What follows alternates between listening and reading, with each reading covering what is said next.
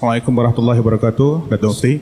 Saya ada dua soalan di sini. Yang pertama sekali tentang bid'ah hasanah berkenaan dengan kunut tahlil itu ini, setengah-setengah qaryah dan setengah-setengah tempat berkenaan dengan berlaku kematian.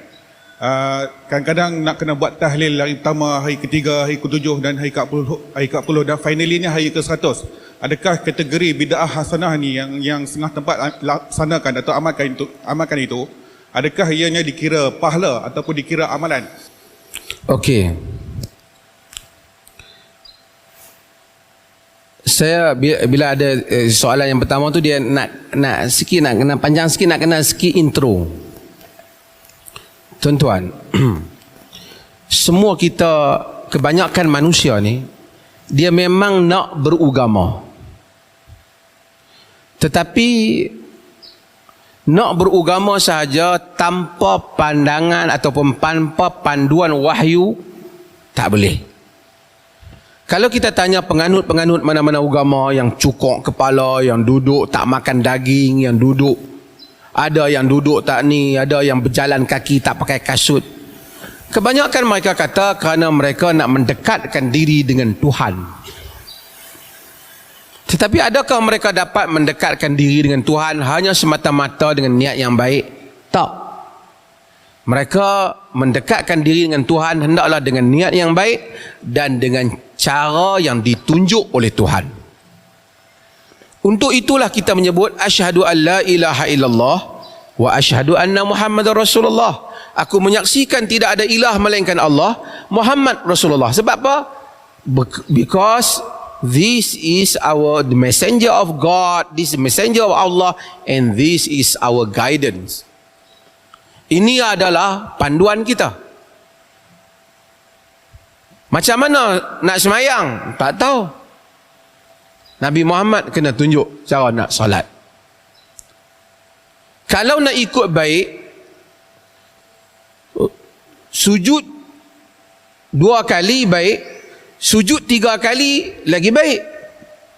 Mai-mai satu orang semayang, dia sujud 3 kali satu rakaat. Dia orang sujud 2 kali ya.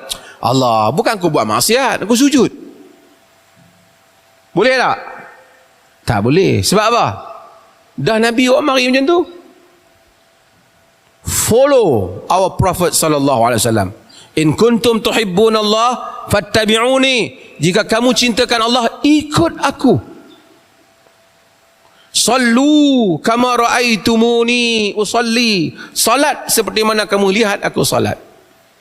Masa haji, ramai orang datang haji, yang Nabi haji satu tu je, yang akhir sekali ya. Ramai orang hadir, 100,000 hadir. Nabi kata, ayyuhan nas isma'u qawli wa'aqilu.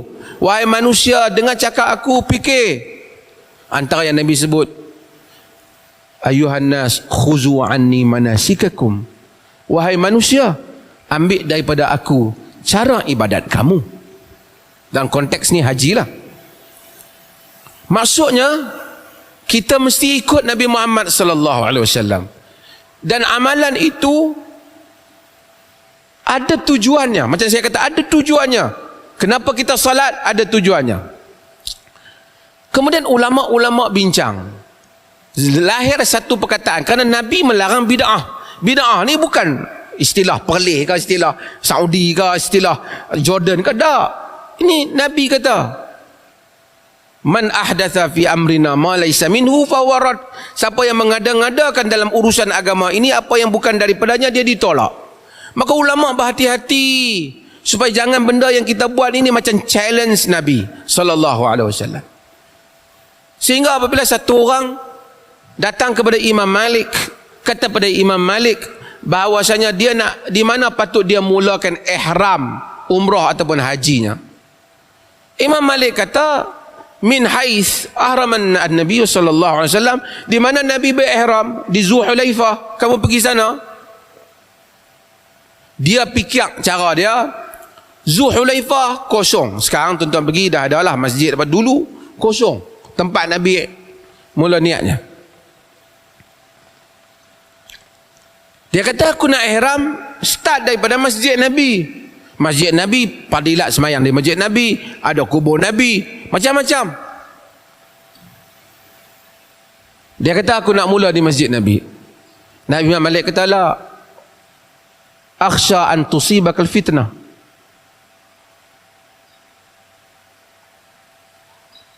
Jangan, nanti kamu akan ditimpa fitnah.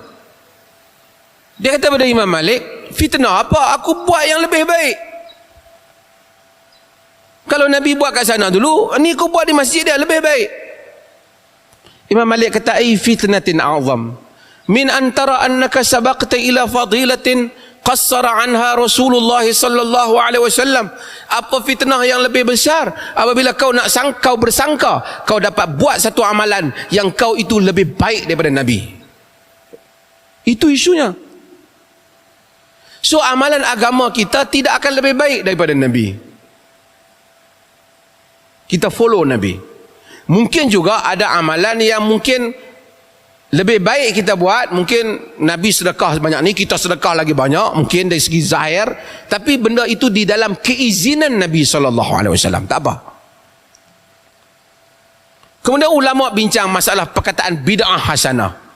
Apa yang ulama dahulu maksudkan? Macam mana kalau benda tu Nabi tak pernah buat, tapi dia tu baik dan dia tak membabitkan perkara-perkara ibadat yang dia ada-adakan. Mereka namakan bid'ah hasanah. Sebahagian kata, no, tak ada perkataan bid'ah hasanah, bid'ah saja. Yang mana tak berbabitkan ibadat ni tak dinamakan langsung sebagai bid'ah. So mereka berbeza pendapat dari segi istilah, tapi perkaranya sama. So satu orang kata, ni diklasifikasikan sebagai A. Kumpulan kata, oh yang ni tak diklasifikasikan sebagai A langsung, dia kumpulan B. So begitu lebih kurang. Maka macam kita katalah, ini dewan ke, ini bilik. Satu orang kata ini dewan, satu kata ini bilik. Ada orang buat satu kota pula, dia kata yang ni dewan, tapi dewan yang kecil. Satu orang kata lah, yang tu tak usah namakan dewan lah, tak payah masuk langsung.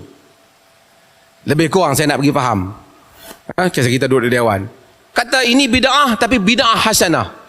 Kumpulan ulama kedua kata ini bukan bid'ah hasanah, ini tidak bid'ah langsung, kerana ia tak membabitkan hal ehwal agama, hal ehwal ibadah khas dalam agama. Saya nak buat contoh.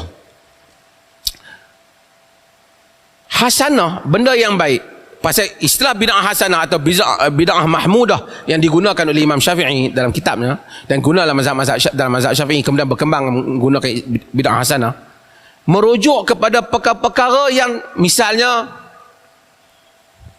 buat sekolah. Nabi mengajak agama, tak ada sekolah, kita buat sekolah. Kita pakai mikrofon, kita buat majlis yang macam ni, bid'ah hasanah, it's okay.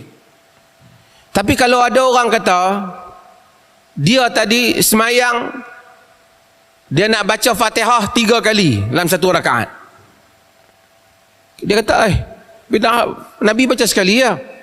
Allah, Fatihah kan baik, aku suka, aku baca 3 kali. Kalau kita benarkan bid'ah hasanah, semua semayang akan berubah. Kalau kita benarkan bid'ah hasanah dengan pahaman sebahagian orang. Mai orang semayang subuh, tengok-tengok Tok Imam semayang, pasal apa Tok Imam semayang 4 ni? Tok Imam pasal semayang 4 subuh, Allah, hampa ni penyegan yang hampa durpi melepak merata berjam-jam, boleh aku tambah 2 rakaat pun bising. Dia kata, dah lah Nabi semayang 2 saja. Tak apalah Nabi semayang 2, kita tambah, bukan kita tambah benda tak elok, kita tambah benda baik semayang kan. Boleh tak? Tak boleh. Sebab tak boleh, sebab kita kena ikut format yang Nabi dah buat dah. Kalau kita bagi saja, boleh tambahlah, habislah agama ni. Ramai orang buat semayang Jumaat tak kuat, Jumaat seminggu sekali khutbah. Kita diperlih nak buat semayang Rabu pula, campur dengan Jumaat, baru ada 2 kali. Tak boleh. Kita kena maintain yang Nabi yang asal. Balik pada soalan saudara, telah mati pada zaman Nabi ramai orang. Nabi sayang pak saudara dia, Nabi sayang sahabat-sahabat dia, Nabi sayang. Nabi ni sayang. Abdullah bin Ubay bin Salul, penentang dia, kepala munafik. Nabi bagi baju dia. Anak dia minta. Punya Nabi ni sangat kesian kat orang. Nabi doa di kubur. Bila Nabi pergi, Nabi doa supaya Allah meringankan azab mereka di kalangan, bukan semua tempat. Nabi lalu, Nabi bagi salam pada mereka. Mereka mati, Nabi solat, Nabi ajar doa, Allahumma ghafir lahu warhamhu wa'afi wa'fu anhu. Tapi Nabi tak pernah pula buat kenuri 1, 3, Nabi tak pernah. Adakah Nabi tak tahu ada kaedah lain lagi yang nak boleh bagi mayat lagi untung, lagi bahagia di akhirat kelak? Adakah Nabi tak tahu?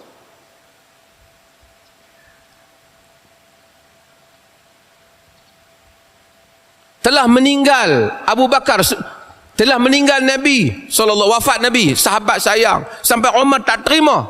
Depa tak buat kenuri ni. Telah wafat Abu Bakar, depa tak buat kenuri ni. Adakah kita lebih sayang dan lebih tahu apa yang Allah dapat ringankan azab si mati lebih daripada Nabi dan para sahabat? Dia itu isu dah. Kalaulah kalau nak doa, boleh doa, tak ada masalah. Ada banyak riwayat Nabi doa. Tapi kalau buat kenuri saja, bagi duit kat orang ni, setengah orang lah, di sini tak ada lah. Dia kata ni, hampa tak buat kenuri, pak hampa ni malam 7 ni. Tak buat, Allah kesian kat pak hampa. Anak-anak bola zaman lot. Cik dia. Sebenarnya bukan kesian kat pak tu. Kesian kat mereka nak makan tu. Cuba mereka main rumah kita, tengok-tengok kita bagi air teh saja dengan roti. Mereka kata, ish, tak patut. Kalau orang mati kita buat kenuri 1, 3, 7 ni, menyebabkan mereka tiap hari tu dapat pahala bertambah, orang kaya masuk syurga. Orang kaya duit banyak. Orang miskin hak roti biskut ni, lambat lah. Orang tahu dah malam ketiga hari tu kena biskut dah, malam ketujuh siapa tak pergi, tinggal 2 orang lah. Agama bukan begitu materialistiknya. Sebab itu hal itu tidak diamalkan di sini. Siapa mereka nak buat hal lain tu dia hal mereka, tapi kalau ditanya kita, itu persepsi kita dalam hal ni, pandangan kita.